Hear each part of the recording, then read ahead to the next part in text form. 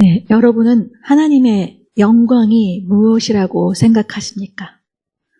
하나님의 영광은 오직 하나님만 갖고 계시는 본질적인 속성입니다.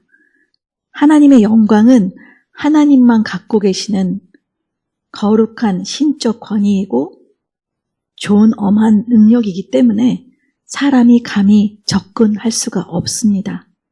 그렇기 때문에 하나님께서 사랑하시는 선지자 모세도 하나님의 영광을 보여달라고 간구했지만 하나님은 자신을 보면 죽는다고 거절하십니다. 그만큼 하나님의 영광은 장중하고 무겁고 거룩합니다. 그런데 하나님께서 성경을 통해서 영광이란 단어를 몇 번 사용하실까요? 무려 500번이나 영광, 영화로움이라는 단어를 외치십니다. 이는 하나님이 우리와 가깝게 소통하시려고 외치는 절규입니다. 하나님의 임재하심은 어떻게 나타날까요? 불로, 천둥으로, 거대한 물소리로, 그리고 때로는 불과 구름기둥, 기억하시죠? 그렇게 나타나기도 하고 때로는 작은 세밀한 음성으로 우리에게 다가오셨지만 선지자 엘리야조차도 하나님이 원하시는 세밀한 뜻을 알아차리지 못하고 하나님이 나타나자 너무 두려워서 얼굴을 가리는 연약함을 보입니다. 그렇기 때문에 하나님은 오랫동안 하나님과 소통하지 못하는 우리들을 한탄하시며 획기적인 결단을 하십니다. 그 결단은 하나님 자신이 이 땅에 직접 내려오시는 사건입니다. 하나님 자신이 이 땅에 내려오심이 바로 예수 그리스도의 나타나심으로 우리에게 보여집니다. 오늘 본문 말씀 요한복음 1장 14절 성경 가운데 가장 중요한 말씀인데요. 말씀이 육신이 되어 우리 가운데 거하심에 우리가 그 주의 영광을 보니 아버지의 독생자의 영광이요 은혜와 진리가 충만하더라. 말씀이 육신이 되셨다. 여러분 믿겨지십니까? 그 당시 그리스도인들에게 어쩌면 현대 우리들에게도 신성한 신을 대표하는 말씀, 그 말씀이 세속적 육신세계에 들어와서 육체가 되었다는 선포는 굉장히 충격적이고 파격적입니다. 신적 정신세계를 숭상하고 세속적 육체를 경멸하던 그 문화에 살고 있던 당시의 헬라인, 로마인, 그리고 유대인, 이방인들에게 말씀이 육신이 되셨다. 또 하나님이 인간이 되셨다. 이런 선포는 충격과 논란을 불러일으켰고 급기야 그들은 그들에게 내려온 신을 신성모독죄로 죽입니다. 325년이 돼서야 니케아 공의회에서 비로소 하나님과 하나님의 아들이신 예수 그리스도가 동질 본성, 같다고 하는 신학적 교리를 인정받았으니 말씀이 육신이 되셨다는 사도 요한의 선포는 엄청난 파장을 일으켰던 것입니다. 말씀이 육신이 되셨다. 이 사실은 하나님이 세상 속으로 들어왔다는 뜻입니다. 하나님께서 하늘을 뚫고 이 사람이 우리가 사는 인간 세상으로 들어오신 것입니다. 하나님이 인간들과 함께 살면서 순전한 인간이 되셨음을 말합니다. 하나님은 많은 사람들에게 보이셨고 사람들은 하나님을 만졌고 하나님의 목소리를 들었으며 하나님과 동고동락했습니다. 하나님의 아들 예수님은 하나님 자신이었지만 인간을 껴안으셨고 인간의 연약함과 생로병사를 함께 하시면서 사셨습니다. 세상의 노예가 된 인간들의 죄와 억눌림, 억울함과 귀신 들림, 그리고 질병으로 죽어가는 인간들에게 자유와 치유와 참 생명의 길을 보여주셨습니다. 마지막까지 예수님은 기꺼이 자신의 모든 생명인 물과 피, 그리고 모든 물과 피를 다 쏟으시고 피 한 방울 남지 않을 때까지 인간의 죄와 사망을 그 십자가에서 지시고 자신의 생명을 하나님께 드리신 것입니다. 말씀이 육신이 되어 인간을 끝까지 사랑하시고 마지막엔 십자가에서 죽으신 예수님, 어떻게 생각하십니까? 하나님의 아들, 그 아들은 거룩하고 죄가 없으신 분인데 굴욕적인 십자가에서 온갖 수치와 모욕을 당하시며 죽었는데 이 죽음이 어떻게 영광과 연결이 될 수 있을까요? 원래 영광의 이미지는 지극히 명예롭고 존귀하고 아름답고 뛰어나서 모든 사람이 그 영광을 볼 때 와 하고 그 놀라움에 경이로운 상태입니다. 그러한 영광의 이미지와 예수님의 초라한 십자가는 너무 다르죠. 예수님은 왜 꼭 죽음을 통해서 하나님께 영광을 올려드려야만 했을까요? 하나님의 영광과 예수님의 십자가 사이에 무엇이 있을까요? 그 하나님의 영광과 예수님의 십자가 사이에는 저희가 있습니다. 세상이 있습니다. 저희의 죄가 있고 악이 있어요. 세상은 예수님을 거부했고 예수님은 세상에서 십자가에 끌려가서 죽었습니다. 세상은 예수님을 십자가에서 죽이는 행위를 통해서 자신의 성격을 드러냅니다. 세상은 어둠이고 하나님과 사탄은 서로 적입니다. 요한은 요한복음 1장 5절에서 빛이 어둠을 비추되 어둠이 깨닫지 못했고 10절에서 빛이 세상에 와서 각 사람을 비췄지만 세상이 그를 알지 못했으며 3장 19절에서는 사람들이 자기 행위가 너무 악해서 빛보다 어둠을 더 사랑했다고 진술합니다. 우리는 너무 악해서 빛보다는 어둠, 세상을 더 사랑합니다. 그리고 이 세상에 악이 존재합니다. 그런데 이 세상을 누가 만드셨을까요? 요한은 요한복음 첫 시작에서 태초에 말씀이 계셔서 이 말씀이 하나님과 함께 천지를 창조하셨다고 기록합니다. 예수님은 말씀으로 빛이 있으라 하면서 빛을 만드셨어요. 그런데 그 예수님은 이 세상을 보니까 자신이 말씀으로 창조한 빛이 어둠에 쌓여 있었던 것입니다. 그 어둠에 빛을 비추기 위해서 예수님은 직접 십자가를 지시고 십자가에서 죽으심으로 하나님께 영광을 돌려드릴 것입니다. 그리고 그 하나님의 영광을 이 세상에 비추게 된 것입니다. 이 세상의 어두움이 생명의 빛으로 변화된 그 찬란한, 그 말로 표현할 수 없는 그 생명력이 하나님의 영광으로 우리에게 비춰지고 있는 것입니다. 아멘. 예수님이 우리에게 알려주신 하나님의 영광의 비밀은 또 있습니다.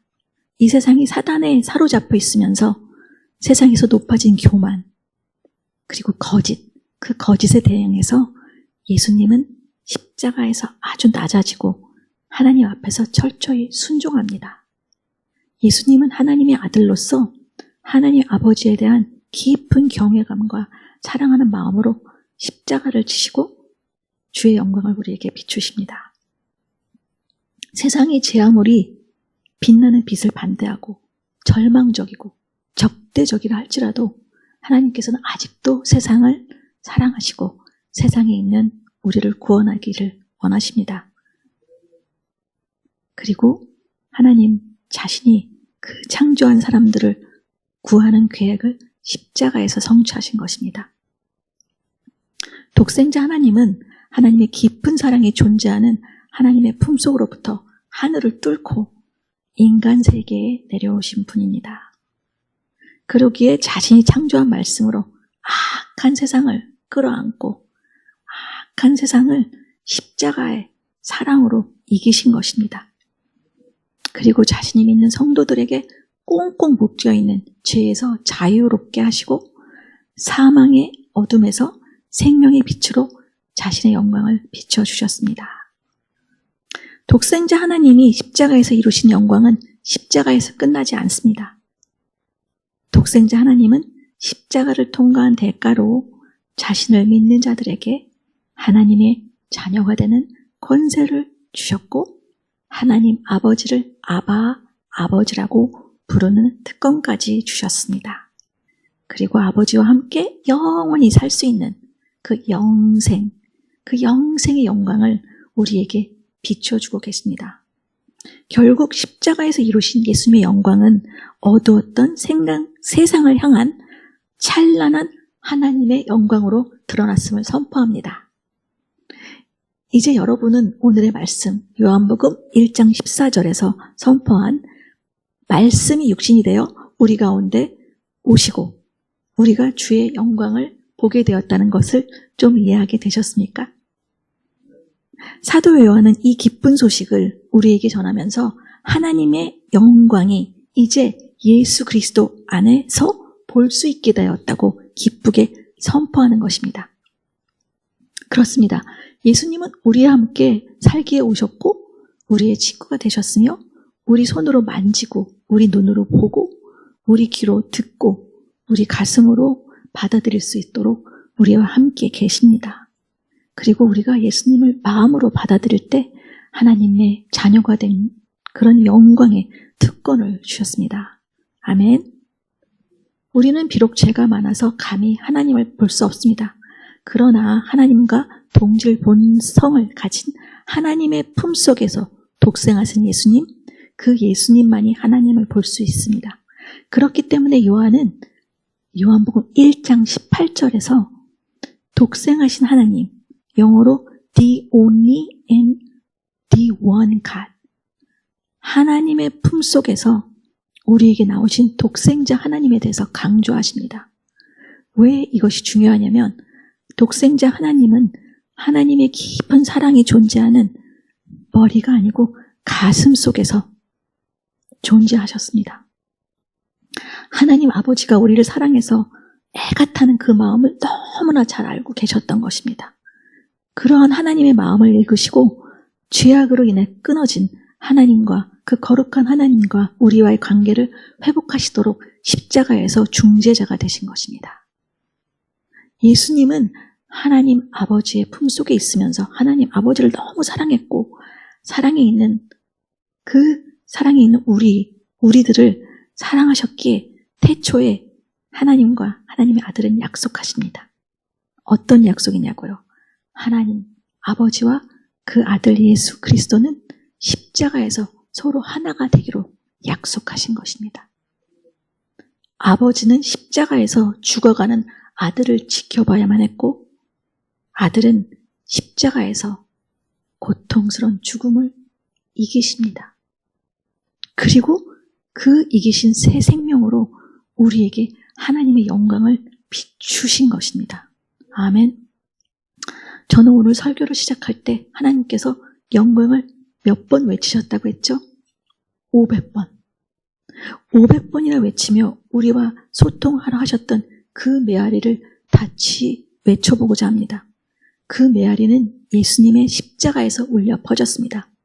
아버지여, 아버지여, 제 영혼을 아버지께 드리오니 저를 받으시고 모든 인류의 죄를 용서하여 주시옵소서. 예수님의 철저한 자기 부인을 통해 예수님은 아버지와 하나가 되셨어요.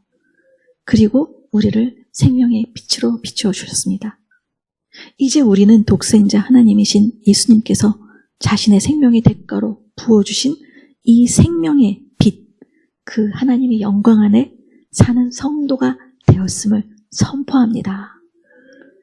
그럼 이제 우리는 하나님의 영광의 빛을 우리만 갖고 있을 수 있습니까? 주위에 비추며 나가야죠.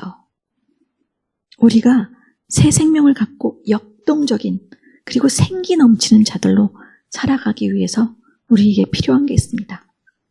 그것은 바로 예수님이 보여주셨던 예수님의 겸손한 순종, 그 순종을 그대로 따라가야 하는 것입니다. 그 길이 세상을 이기는 길입니다. 예수님은 수많은 사람이 몰려와도 그들을 바라보거나 의지하지 않았어요. 매 순간 예수님은 오직 하나님의 뜻을 묻고 매 순간 하나님하고만 친밀하게 소통하셨습니다. 인간으로 느끼는 자아, 그리고 연민, 거기에 매이지 않고 하나님께 철저하게 순종하며 겸손하게 사셨습니다. 그 예수님의 겸손한 인격이 십자가의 고통을 기꺼이 감당했고 우리는 그 겸손한 인격을 따라가야 합니다. 우리가 매일 해야 되는 훈련이 무엇인지 아십니까? 우리가 당하는 억울함, 우리가 짓는 죄, 우리의 상처, 우리의 질병으로 우리는 어두워진 기억을 갖고 있습니다. 그러나 그 어두워진 기억과 판단, 그 모든 장애물을 부수고 파하고 나와서 부지런히 열심히 참 빛이신 예수님을 바라보고 예수님처럼 행동하며 살아가야 합니다. 이제 우리는 하나님의 영광 안에서 하나님이 우리 안에서 일하시도록 우리 자신을 매일매일 하나님께 내어드기를 소원합니다. 매일매일 하나님께 어디로 가야 되고 어떻게 말해야 되고 어떻게 결정해야 할지 하나님께 묻는 훈련을 매일매일 하시길 소원합니다. 그렇게 할 때 예수님의 영광은 예수님의 생명, 빛, 성령으로 변화되어 우리의 머리 끝부터 발끝까지 흘러 넘치게 될 것입니다. 그렇게 될 때 우리의 삶은 생기 넘치는 생명력이 넘치는 영광으로 사람들을 비출 것입니다. 하나님의 영광은 하나님과 예수님과 성령님과 함께 우리가 친밀하게 아주 작은 것일지라도 아주 세밀하게 물어가며 하나 되길 집중할 때 하나님의 사랑이 하나님의 영광이 우리를 통해 존귀하게 빛날 것을 선포합니다. 아멘. 저는 오늘 본문을 묵상하면서 저의 지나간 삶을 비춰보았습니다. 화려했던 연주 생활, 교수 생활을 뒤로하고 저는 오직 복음을 전하야겠다는 투지로 생명을 다투는 오지를 오가며 생활을 했습니다. 그러나 제가 직면해야 했던 현실은 건강의 악화였습니다. 그리고 암이었습니다.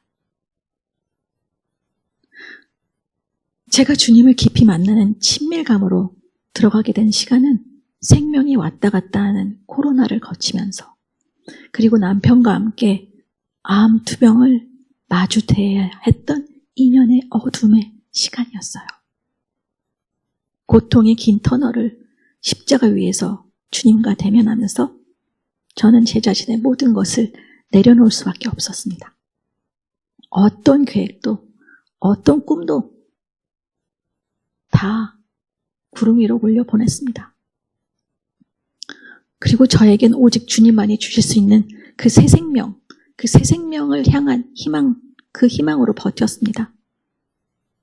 고통과 어둠의 터널을 통과하면서 십자가에서 만난 주님은 제게 말씀하셨어요. 혜정아, 나는 내게 모든 생명을 줬잖니. 십자가 위에서. 언제까지 낙심하고 있을래? 이제 너는 더 이상 낙심하지 말고 나의 오른팔을 붙들고 일어나거라 하고 말씀하시면서 저를 일으키셨어요.